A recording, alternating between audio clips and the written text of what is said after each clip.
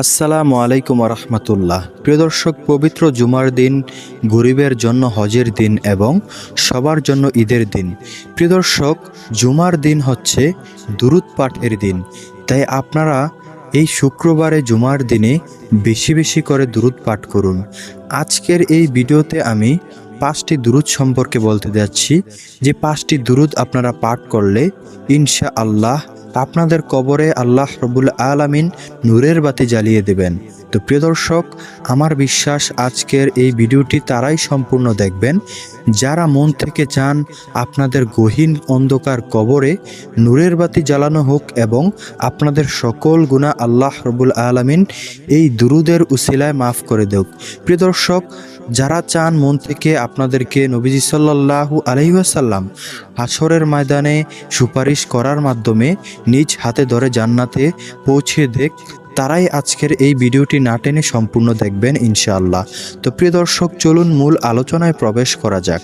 নবীজি সাল্লাল্লাহু আলাইহি ওয়াসাল্লাম সাহাবীদেরকে বলেন, ও সাহাবীরা, তোমরা পরিপূর্ণ ঈমানদার না হয়ে মৃত্যুবরণ করিও না, কেননা তোমরা ওই গহীন কবরের আযাব সহ্য করতে পারবে না। প্রিয় দর্শক, নবীজি সাল্লাল্লাহু আলাইহি ওয়াসাল্লাম তার আদরের কন্যা ফাতেমা রাদিয়াল্লাহু তাআলা আনহুকে ডেকে ডেকে বলেন, ও ফাতেমা, তুমি কবর থেকে নিজেকে বাঁচাও, জাহান্নামের আগুন থেকে বাঁচাও, কেননা তুমি ওই কবরের আযাব সহ্য করতে পারবা না, জাহান্নামের আগুন সহ্য করতে পারবা না।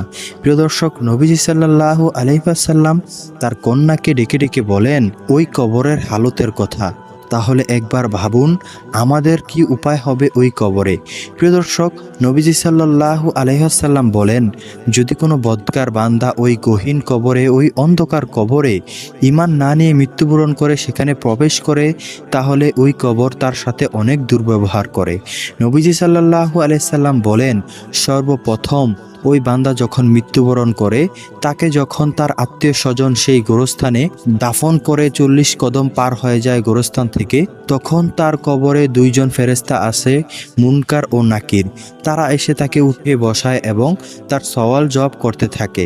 প্রিয় দর্শক, নবী সাল্লাল্লাহু আলাইহি সাল্লাম বলেন, ওই বদকার বান্দাকে 3টি প্রশ্ন করা হয়, তোমার রবকে, তোমার ধর্ম কি, তোমার নবীকে। তখন ওই বদকার বান্দা একটি প্রশ্নেরও উত্তর দিতে পারে না। তখন আল্লাহ রব্বুল আলামিন অনেক রাগান্বিত হন এবং ফেরেশতাদেরকে আদেশ দেন, হে ফেরেশতারা, এই নাফরমান বান্দাকে তোমরা পাকড়াও করো এবং এই নাফরমান বান্দাকে শাস্তি দিতে থাকো, কেননা এই নাফরমান বান্দা দুনিয়াতে থাকতে এত আয়ু পাওয়ার পরেও আমি আল্লাহকে ঠিকমতো সেজদা করে নাই, আমার পাঠানো হযরত মুহাম্মদ রাসূলুল্লাহ সাল্লাল্লাহু আলাইহি সাল্লামকে নবী হিসেবে মানে নাই এবং ওই বান্দা আমার নবীর নির্দেশনা অনুযায়ী চলে নাই। প্রিয় দর্শক, তখন ওই বান্দাকে আল্লাহ রব্বুল আলামিনের আদেশে ফেরেশতারা আযাব দিতে থাকবে। নবীজি সাল্লাল্লাহু আলাইহি ওয়াসাল্লাম বলেন, ওই বান্দাকে সর্বপ্রথম যে শাস্তিটি দেওয়া হবে সে শাস্তিটি হলো, কবরের এক পাশ লোহার চেয়েও শক্ত হয়ে যাবে এবং অপর পাশ অনেক দূরে চলে যাবে এবং সেখান থেকে এসে তার শরীরে আঘাত করবে। আঘাতের ফলে তার শরীরে যত হাড্ডিগুড্ডি রয়েছে সমস্ত হাড্ডিগুড্ডি চূর্ণ বিচূর্ণ হয়ে যাবে এবং এক পাঁজরের হাড্ডি অপর পাঁজরে ঢুকে যাবে। প্রিয় দর্শক, একবার ভেবে দেখুন, ওই গহীন কবরের এমন চাপ কি আপনি সহ্য করতে পারবো? অবশ্যই না।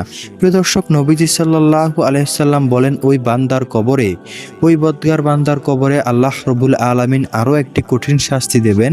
সে শাস্তিটি হলো, তার কবরে একটি বিষাক্ত সাপ ছেড়ে দেওয়া হবে, যে বিষাক্ত সাপ তাকে প্রতিনিয়ত দংশন করতে থাকবে। নবীজি সাল্লাল্লাহু আলাইহি সাল্লাম বলেন, যদি ওই বিষাক্ত সাপের একটি নিঃশ্বাস এই দুনিয়ার জমিনে পড়তো, তাহলে তোমরা এই দুনিয়াতে যত শস্য শ্যামল সবুজ গাছপালা দেখতে পাইতেছ সমস্ত কিছু একেবারে নিষ্ক্রিয় হয়ে যেত। প্রিয় দর্শক, একবার ভাবুন, এমন বিষাক্ত সাপ যদি আমাকে আপনাকে দংশন করে ওই গহীন কবরে, আপনি কি সহ্য করতে পারবো? অবশ্যই না।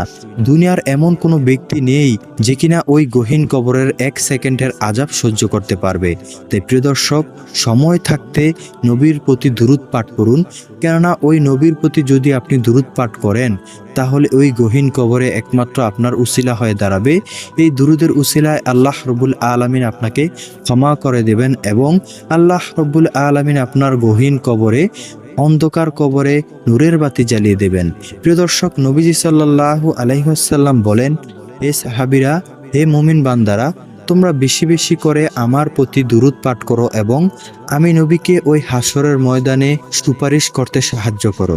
প্রিয় দর্শক, নবীজি সাল্লাল্লাহু আলাইহি সাল্লামের এই হাদিস দ্বারা বোঝা যায় নবীজির প্রতি আমরা যত বেশি দুরূদ পাঠ করব, নবীজি ততই আমাদের জন্য সুপারিশ করবেন ওই হাসরের ময়দানে। প্রিয় দর্শক, হাসরের ময়দানে সুপারিশ তো নবীজি এমনি এমনি করবে না, অবশ্যই নবীজির জন্য আপনার মহাব্বত থাকতে হবে এবং যেই বান্দা নবীর সাথে মহাব্বত করবে সেই বান্দাকেই নবীজি সাল্লাল্লাহু আলাইহি সাল্লাম সেই হাসরের ময়দানে সুপারিশ করবে। এক নম্বরে যেই দুরূদের কথা বলবো, চলুন সেই দুরূদটি আমরা জেনে নেই। এক নম্বরে যে দুরূদটি রয়েছে সেই দুরূদটি হলো সাল্লাল্লাহু আলাইহি ওয়াসাল্লাম। প্রিয় দর্শক, সাল্লাল্লাহু আলাইহি ওয়াসাল্লাম এই দুরূদটি নবীজি সাল্লাল্লাহু আলাইহি সাল্লামের সবচেয়ে ছোট দুরূদ। তাই প্রিয় দর্শক, আপনারা এই দুরূদটি বেশি বেশি করে পাঠ করবেন।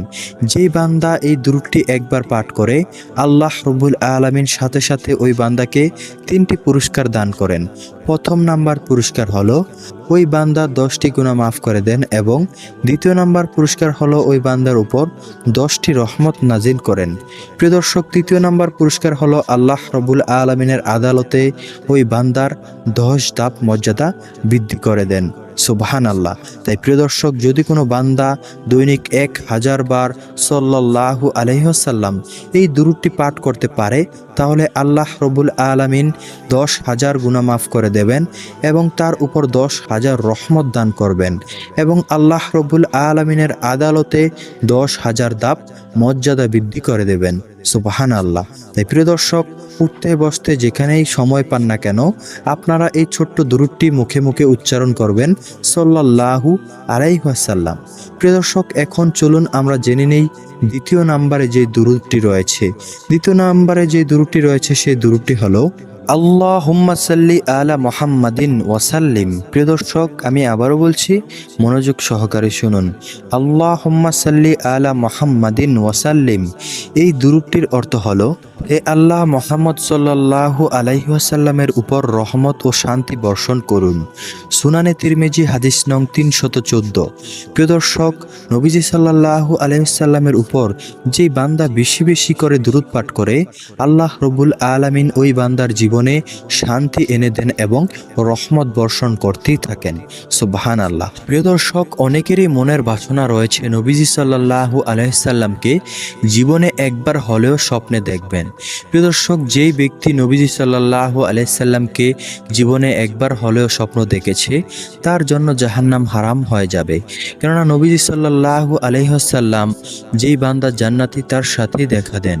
প্রিয় দর্শক, আপনারা যদি নবীজি সাল্লাল্লাহু আলাইহি ওয়াসাল্লামকে স্বপ্নে দেখতে চান, তাহলে অবশ্যই নবীজি সাল্লাল্লাহু আলাইহি সাল্লামের উপর এই দুরূদটি বেশি বেশি করে পাঠ করবেন ইনশাআল্লাহ। প্রিয় দর্শক, তৃতীয় নম্বরে যে দুরূদের কথা বলবো, চলুন সেই দুরূদটিও আমরা জেনে নেই। আসসালামু আলাইকা আইয়ুহান নাবিয়্যু ওয়া রাহমাতুল্লাহি ওয়া বারাকাতুহু। প্রিয় দর্শক, আমি আবারও বলছি, আপনারা মনোযোগ সহকারে শুনুন। আসসালামু আলাইকা আইয়ুহান নাবিয়্যু ওয়া রাহমাতুল্লাহি ওয়া বারাকাতুহু। এই দুরূদটির নাম হচ্ছে দুরূদে সালাম। এই দুরূদটির অর্থ হলো, হে নবী, আপনার উপর শান্তি এবং আল্লাহর রহমত ও বরকত বর্ষিত হোক। সহিহ বুখারী হাদিস নং 831। প্রিয় দর্শক, নবীজি সাল্লাল্লাহু আলাইহি সাল্লামকে আপনি যখনই সালাম পেশ করবেন, তখন সাথে সাথে ফেরেশতারা নবীজি সাল্লাল্লাহু আলাইহি ওয়াসাল্লামের রওজা মোবারকে আপনার সালাম নিয়ে যাবে এবং নবীজি সাল্লাল্লাহু আলাইহি সাল্লামকে বলবে, হে আল্লাহর নবী, আপনার জন্য অমুক এলাকা থেকে অমুক নামের অমুক বান্দা এই মুহূর্তে দুরূদ পাঠ করেছে, এই মুহূর্তে আপনার প্রতি সালাম পেশ করেছে। তখন নবীজি সাল্লাল্লাহু আলাইহি সাল্লাম ওই সালামের উত্তরে আপনার প্রতিও আল্লাহ তাআলার দরবারে দোয়া করে থাকেন। নবীজি সাল্লাল্লাহু আলাইহি সাল্লাম বলে থাকেন, হে আল্লাহ, ওই বান্দার উপরেও আপনি রহমত ও বরকত বর্ষিত করুন। সুবহানাল্লাহ। তাই প্রিয় দর্শক, নবীজি সাল্লাল্লাহু আলাইহি সাল্লামের উপর বেশি বেশি করে জুমার দিনে আপনারা সালাম এবং দুরূদ পাঠ করবেন ইনশাআল্লাহ। প্রিয় দর্শক, চতুর্থ নম্বরে যে দুরূদের কথা বলবো, চলুন সেই দুরূদটিও আমরা জেনে নেই। আল্লাহুম্মা সাল্লি আলা মুহাম্মাদানিন নাবিয়্যিল উম্মি। প্রিয় দর্শক, আমি আবারও বলছি, মনোযোগ সহকারে শুনুন। আল্লাহুম্মা সাল্লি আলা মুহাম্মাদানিন নাবিয়্যিল উম্মি। এই দুরূদটির অর্থ হচ্ছে, হে আল্লাহ, উম্মি নবী মুহাম্মদ সাল্লাল্লাহু আলাইহি ওয়াসাল্লামের উপর রহমত বর্ষণ করুন। প্রিয় দর্শক, সর্বশেষ এবং পঞ্চম নাম্বারে যে দুরুদের কথা বলবো, সেই দুরুদটির আগে আমরা কবর সম্পর্কে আরও একটু জেনে নেই। নবীজি সাল্লাল্লাহু আলাইহি সাল্লাম বলেন, ওই গহীন কবরে যখন কোনো বান্দা ঈমান না নিয়ে মৃত্যুবরণ করে, তখন তার প্রতি আরও একটি গজব নাজিল করা হয়। সেই শাস্তিটি হলো, তার কবরে একজন বধির এবং অন্ধ ফেরেশতাকে ছেড়ে দেওয়া হয়, যার হাতে থাকে একটি হাতুড়ি। সেই হাতুড়ি দ্বারা তাকে প্রতিনিয়ত আঘাত করতে থাকে। নবীজি সাল্লাল্লাহু আলাইহি সাল্লাম বলেন, যদি ওই অন্ধ ফেরেশতার হাতুড়ির আঘাত দুনিয়ার কোনো জমিনে, দুনিয়ার কোনো পাহাড়ে পড়তো, তাহলে ওই পাহাড় চূর্ণ বিচূর্ণ হয়ে যেত। প্রিয় দর্শক, একবার ভাবুন, ওই হাতুড়ির আঘাত আমি আপনি কি সহ্য করতে পারবো? অবশ্যই না। নবীজি সাল্লাল্লাহু আলাইহি ওয়াসাল্লাম আরও বলেন, যখন ওই বদকার বান্দার পিপাসা পাবে, তখন তাকে খেতে দেওয়া হবে নিকৃষ্ট গরম পুঁছ। যেই পুঁছ দুনিয়ার মানুষের শরীরে কোনো যদি পচা অংশ থাকে, সেই পচা অংশ থেকে গড়িয়ে গড়িয়ে পড়ে, তাকেই বলা হয় পুঁছ। সেই নিকৃষ্ট পুঁছ তাকে গরম করে খাওয়ানো হবে। সেই পুঁছ খাওয়ার সাথে সাথে তার মগজগুলো টকবক টকবক করে ফুটতে থাকবে। নবীজি সাল্লাল্লাহু আলাইহি সাল্লাম আরও বলেন, ওই বদকার বান্দার যখন খিদা লাগবে, তাকে খেতে দেওয়া হবে জাক্কুম ফল। সেই ফলটি খেলে তার গলায় আটকে যাবে। সেই ফলটি থাকবে আমড়ার আটির ন্যায়। প্রিয় দর্শক, আমরা যারা আমড়াকে চিনি, সেই আমড়ার ভিতরে যে আটিটি থাকে কাঁটাযুক্ত, সেই আটি থেকেও কয়েক হাজার গুণ কাঁটাযুক্ত থাকবে সেই ফলটি। সে ফলটি সে খাওয়ার পরে তার গলায় আটকে যাবে এবং সে ইচ্ছা করলেও বের করতে পারবে না এবং গিলতেও পারবে না। এমন কঠিন যন্ত্রণার মাঝখানে সে আটকা পড়ে যাবে। প্রিয় দর্শক, একবার ভাবুন, এমন কঠিন যন্ত্রণার মাঝখানে যদি আমি আপনি পড়ি, আমি আপনি কি সহ্য করতে পারবো? অবশ্যই না। তাই ওই গহীন কবরের আযাব থেকে এবং ওই অন্ধকার কবর থেকে বাঁচার জন্য নবীজি সাল্লাল্লাহু আলাইহি সাল্লামের দিক নির্দেশনা মেনে চলবেন এবং নবীর প্রতি বেশি বেশি করে দুরূদ পাঠ করবেন ইনশাআল্লাহ। হাশরের ময়দানে যখন সমস্ত মানুষ বিভিন্ন নবীদের কাছে ছুটাছুটি করতে থাকবে, সর্বপ্রথম সমস্ত মানুষ হযরতে আদম আলাইহিস সালামের কাছে যাবে এবং বলবে, হে আদম সফিউল্লাহ, আপনি তো আল্লাহর প্রথম সৃষ্টিকৃত মানুষ, আপনি কি আমাদের অবস্থা দেখতে পাচ্ছেন না? আপনি একটু আল্লাহ তাআলাকে বলুন, আল্লাহ তাআলা যেন দ্রুত তার বিচার কার্য শুরু করে। তখন আদম আলাইহিস সালাম মানুষদেরকে বলবে, আমি এই কাজের যোগ্য নই, তোমরা কেন ইব্রাহিমের কাছে যাচ্ছ না? তখন সমস্ত মানুষ ইব্রাহিম আলাইহিস সালামের কাছে দৌড়ে চলে যাবে এবং বলবে, হে ইব্রাহিম খলিলুল্লাহ, আপনি তো আল্লাহর বন্ধু, আপনি আল্লাহ তাআলার কাছে আমাদের এই দুরবস্থার কথা বলুন এবং আপনি আল্লাহ তাআলাকে বলুন যাতে তিনি দ্রুত বিচার কার্য শুরু করেন। তখন ইব্রাহিম আলাইহিস সালাম বলবেন, এই কাজের যোগ্য আমি না, তোমরা কেন মুসা নবীর কাছে যাচ্ছ না? তখন সমস্ত মানুষ হযরতে মুসা আলাইহিস সালামের কাছে দৌড়ে চলে যাবে। মুসা আলাইহিস সালাম বলবে, আমি এই কাজের যোগ্য না, কেননা আমি আমার জমানায় একজন মানুষকে ঘুষি মেরে হত্যা করেছি, যার হত্যার নির্দেশ আমার প্রতি ছিল না। তাই আমি নিজেই সেই কৃতকর্মের প্রতি ভীত অবস্থায় রয়েছি, যদিও কিনা আল্লাহ রব্বুল আলামিন আমাকে মাফ করে দিয়েছেন। তারপরে আমি সংশয়ে রয়েছি, যদি আল্লাহ তাআলা সেই ঘটনা নিয়ে আজকে আমাকে পাকড়াও করে ফেলে, আমি তোমাদের প্রতি আল্লাহ তাআলাকে সুপারিশ করতে পারবো না। তোমরা কেন হযরতে ঈসা আলাইহিস সালামের কাছে যাচ্ছ না? তখন সমস্ত মানুষ হযরতে ঈসা আলাইহিস সালামের কাছে যাবেন এবং বলবেন, ইয়া ঈসা রূহুল্লাহ, আপনি তো আল্লাহর রূহুর দ্বারা তৈরি হয়েছেন এবং আল্লাহ তাআলা আপনাকে পিতা ছাড়া সৃষ্টি করেছেন। তাই আপনি আল্লাহ তাআলার কাছে আপনি আমাদের হয়ে আল্লাহ তাআলাকে বলুন, আল্লাহ তাআলা যেন আমাদের বিচার কার্য দ্রুত শুরু করেন। তখন হযরতে ঈসা আলাইহিস সালাম বলবেন, এই কাজের যোগ্য আমি না, তোমরা কেন মুহাম্মদ সাল্লাল্লাহু আলাইহি সাল্লামের কাছে যাচ্ছ না? তখন সমস্ত মানুষ হযরতে মুহাম্মদ রাসূলুল্লাহ সাল্লাল্লাহু আলাইহি সাল্লামকে খুঁজতে লাগবেন এবং সমস্ত মানুষ মুহাম্মদ সাল্লাল্লাহু আলাইহি সাল্লামকে খুঁজে বের করবেন এবং আমাদের নবীর কাছে এসে বলবেন, হে নবী মুহাম্মদ সাল্লাল্লাহু আলাইহি সাল্লাম, আপনি তো আল্লাহর রাসূল, সর্বশ্রেষ্ঠ রাসূল, আপনি আল্লাহর বন্ধু, আপনি আমাদের হয়ে আল্লাহ তাআলার তাআলার দরবারে সুপারিশ করেন এবং আল্লাহ রাব্বুল আলামিনকে বলেন তিনি যেন দ্রুত বিচার কার্য শুরু করেন। তখন নবীজি সাল্লাল্লাহু আলাইহি সাল্লাম বলবেন, হ্যাঁ, এই কাজের যোগ্য আমি। তখন নবীজি সাল্লাল্লাহু আলাইহি সাল্লাম আল্লাহ তাআলার দরবারে কথা বলার জন্য অনুমতি নেবেন। প্রিয় দর্শক, ওই হাসরের ময়দান এতটাই ভয়াবহ হবে যে কেউ কথা বলার কোনো সাহস পাবে না। তখন নবীজি সাল্লাল্লাহু আলাইহি সাল্লাম আল্লাহ তাআলার কাছে যখন কথা বলার জন্য আদেশ চাইবেন, তখন আল্লাহ রাব্বুল আলামিন নবীজি সাল্লাল্লাহু আলাইহি সাল্লামকে আদেশ করবেন কথা বলার জন্য। আল্লাহ রাব্বুল আলামিন বলবেন, হে নবী, আপনি বলুন, আপনার কথা শোনা হবে। তখন আল্লাহ রাব্বুল আলামিন নবীজি সাল্লাল্লাহু আলাইহি সাল্লামকে কথা বলতে বলবেন এবং আল্লাহ রাব্বুল আলামিন নবীজি সাল্লাল্লাহু আলাইহি সাল্লামকে বিশেষ কিছু বাক্য শিখিয়ে দেবেন। নবীজি সাল্লাল্লাহু আলাইহি সাল্লাম সেই বাক্য দ্বারা আল্লাহ তাআলার কাছে প্রার্থনা করতে থাকবেন এবং সিজদায় পড়ে যাবেন।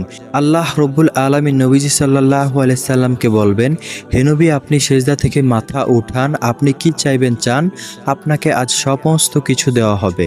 তখন নবীজি সাল্লাল্লাহু আলাইহি সাল্লাম সে সময় তার উম্মতের কথা বলবেন, হে আল্লাহ, আমার উম্মত, আমার উম্মত। তখন আল্লাহ রাব্বুল আলামিন নবীজি সাল্লাল্লাহু আলাইহি সাল্লামকে বলবেন, হে নবী, আপনি যান, আপনার উম্মতদেরকে বেছে বেছে জান্নাতে নিয়ে যান। তখন নবীজি সাল্লাল্লাহু আলাইহি সাল্লাম তার সমস্ত উম্মতদেরকে জান্নাতে নিতে থাকবেন। প্রিয় দর্শক, সেই কঠিন সময়ে এমন কিছু বান্দা রয়েছে যাদের প্রতি আল্লাহ রাব্বুল আলামিনের কাছে নবীজি সাল্লাল্লাহু আলাইহি সাল্লাম লানত করবেন। তাই প্রিয় দর্শক, সেই লানতের ব্যক্তিদের মধ্যে যাতে আপনারা না পড়েন, আপনি যদি সেখানে পড়ে যাই তাহলে আমার আপনার কোনো উপায় থাকবে না।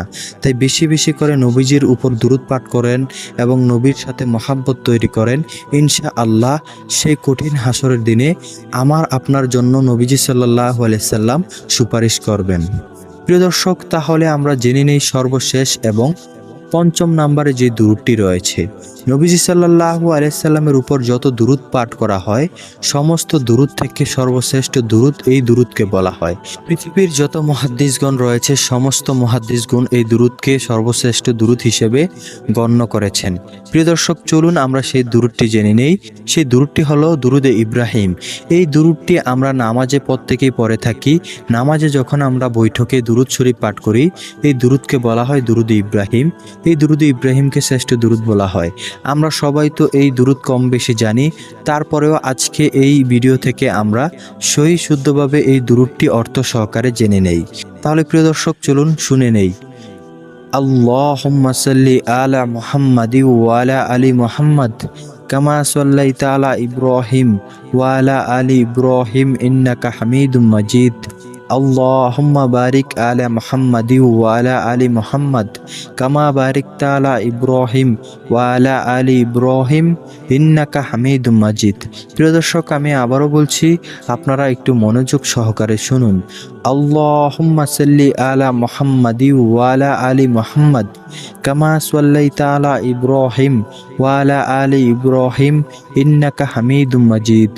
আল্লাহুম্মা বারিক আলা মুহাম্মাদি ওয়া আলা আলি মুহাম্মাদ কামা বারিকতা আলা ইব্রাহিম ওয়া আলা আলি ইব্রাহিম ইন্নাকা হামিদুম মাজিদ।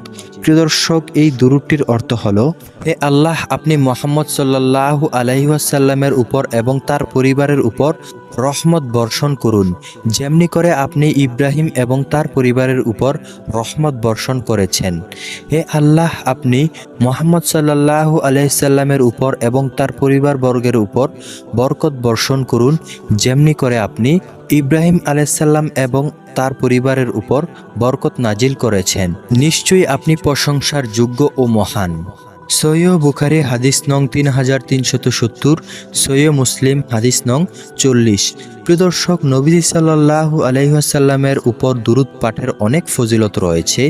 সেই ফজিলত থেকে একটি ফজিলত হলো, আপনি যখন নবীজি সাল্লাল্লাহু আলাইহি ওয়াসাল্লামের উপর দুরূদ পাঠ করবেন, সাথে সাথে আপনার মনে যত ক্লান্তি অবস্থা রয়েছে, সমস্ত ক্লান্তি আল্লাহ তাআলা দূর করে দেন। তো প্রিয় দর্শক, এই ছিল আজকের মতো ভিডিও। এই ভিডিও থেকে আপনারা 5টি দুরূদ শরীফ শিখে শুক্রবার পবিত্র জুমার দিনে আপনারা বেশি বেশি করে পাঠ করবেন ইনশাআল্লাহ। প্রিয় দর্শক, কেননা জুমার দিন একটি ফজিলতপূর্ণ দিন এবং এই দিনের অনেক মূল্য রয়েছে। তাই এই দিনে আপনারা বেশি বেশি করে নবীর প্রতি দুরূদ এবং সালাম পাঠ করবেন। তো প্রিয় দর্শক, এই ছিল আজকের মতো ভিডিও। এইরকম ভিডিও পেতে চাইলে আমাদের চ্যানেলটি সাবস্ক্রাইব করে আমাদের পাশেই থাকবেন। আল্লাহ হাফেজ।